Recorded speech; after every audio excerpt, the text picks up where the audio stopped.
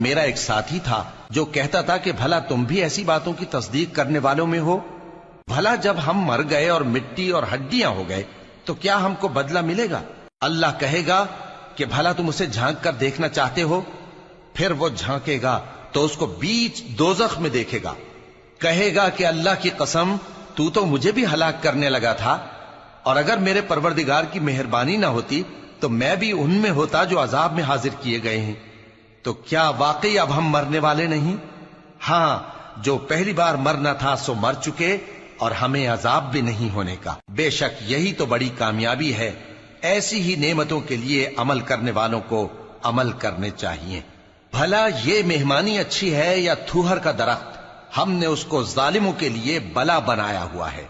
وہ ایک درخت ہے کہ جہنم کی تہ میں اگے گا، اس کے خوشے ایسے ہوں گے جیسے شیطانوں کے سر، سو وہ اسی میں سے کھائیں گے اور اسی سے پیٹ بھریں گے۔